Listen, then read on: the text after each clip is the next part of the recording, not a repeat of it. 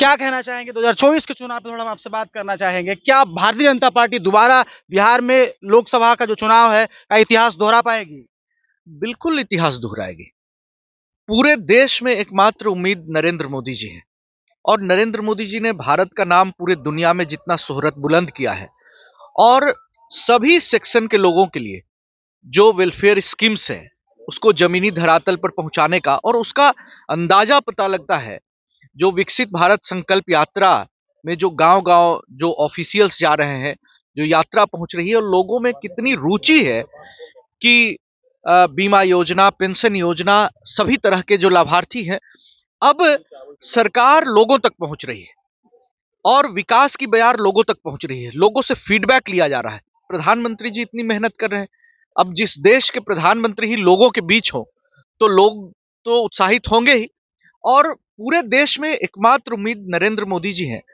तो सभी लोग वोट करेंगे और बिहार में जो सरकार है उसकी हाल सभी लोग जान रहे हैं। अब जिस तरीके से इंफ्रास्ट्रक्चर डेवलपमेंट है या कुछ भी हो, सभी केंद्र सरकार के भरोसे। बिहार 2.5 लाख करोड़ का बजट हर साल पास करता है और बिहार का अपना रेवेन्यू कलेक्शन कैपेसिटी कितना है? 40,000 करोड़। देखिए कितना दुर्भाग्य है। तो 2.25 लाख करोड़ रुपए तो सब केंद्र सरकार का है। 6 लेन पुल बन रहा है जो गांधी सेतु के पैरेलल। अब इतना बड़ा कॉन्सेप्ट, बगल में कच्ची दरगाह से बिद्दुपुर वो पुल बन रहा है, दीघा पुल बन गया, आरा छपरा पुल बन गया। ये पूरा रिवॉल्यूशन है इंफ्रास्ट्रक्चर डेवलपमेंट के क्षेत्र में। अब हल्दिया का गैस पाइपलाइन बरौनी, बरौनी का खाद कारखाना रिवाइव हुआ।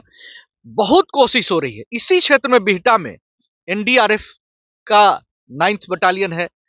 अब ईएसआई मेडिकल कॉलेज हॉस्पिटल, उसका लाभ सभी लोगों को मिल रहा है। आईआईटी यहां पर है। अब ड्राई पोर्ट बन रहा है, बन गया है। अब पूरा जो कॉन्सेप्ट है धीरे धीरे विकसित हो रहा है। इंडस्ट्रीज आ रहे हैं, एजुकेशनल हब बन रहा है और अमेठी को यहाँ 80-75 एकड़ 80 एकड़ जमीन है। जब वो विश्वविद्यालय बनेगा तो एक प्राइवेट यूनिवर्सिटी में जो बाहर जाते हैं उनके लिए भी एक ऑप्शन होगा। तो हर तरह से हमको लगता है कि बिहार इस नरेंद्र मोदी जी के दौर में बिहार भी आगे बढ़ रहा है। राज्य सरकार की चुनौतियां हैं, ये हम 2025 में पूरा कर लेंगे। जब देश में और प्रदेश में दोनों एक सरकार होगी तब तो यहां और गतिमान होगा। यहां जिस तरीके से एयरपोर्ट का यहां विस्तार होने जा रहा है, देखिए लैंड एक्विजिशन को लेकर के सरकार कितनी गंभीर नहीं है कि दरभंगा में भी एम्स बनने में दिक्कत आ रही है, यहां एयरपोर्ट बनने में दिक्कत आ रही है। योगी जी ने वहां अयोध्या में बना लिया, बनारस में एयरपोर्ट बना लिया, वहां कहीं भी जमीन अधिग्रहण की कोई दिक्कत नहीं हुई। लेकिन बिहार में थोड़ी सी दिक्कत, इनका जो सेक्युलर पॉलिटिक्स गड़बड़ होने लगता है जमीन अधिग्रहण के मामले में। यानी आप कह रहे हैं कि बिहार सरकार जो है कहीं ना कहीं कोऑपरेट नहीं कर रही है? बिल्कुल बिल्कुल।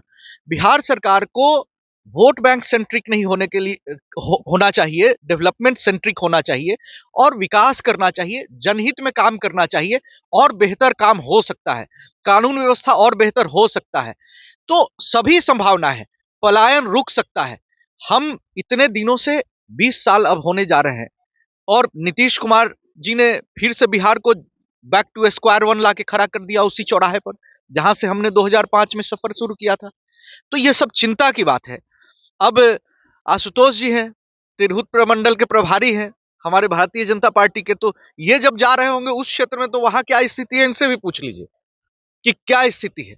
तो बिहार को बदलाव की एक बयार और बदलाव की जरूरत है और 2025 में अभी जो चल रहा है 2025 में उसको हम पूरा अमली जामा पहनाएंगे, एक अंजाम देंगे। नई सरकार होगी जो भारतीय जनता पार्टी के नेतृत्व में। विपक्ष तो कह रहा है कि आपके पास तो बिहार में सीएम का कोई चेहरा ही नहीं है, तो कैसे जीत पाएंगे आप? मध्य प्रदेश में सीएम कौन बना? सीएम का चेहरा हमने किसको घोषित किया था? राजस्थान में सीएम कौन बना? राजस्थान में सीएम हमने किसको घोषित किया था? छत्तीसगढ़ में सीएम कौन बना? सीएम का चेहरा किसको हमने घोषित किया था?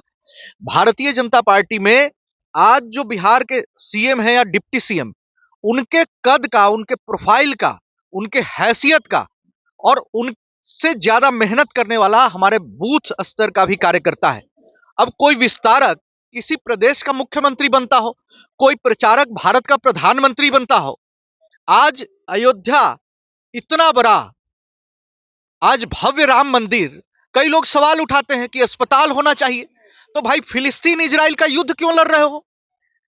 अब फिलिस्तीन पर जो बताते हैं कि ईसा मसीह का जन्म स्थान है और वहां से मोहम्मद साहब घोड़े पर बैठकर उड़े थे, तो दावा छोड़ दीजिए। जब कोई लड़ाई ही नहीं है तो अयोध्या का सवाल भी क्यों रहेगा? हम भी छोड़ देंगे।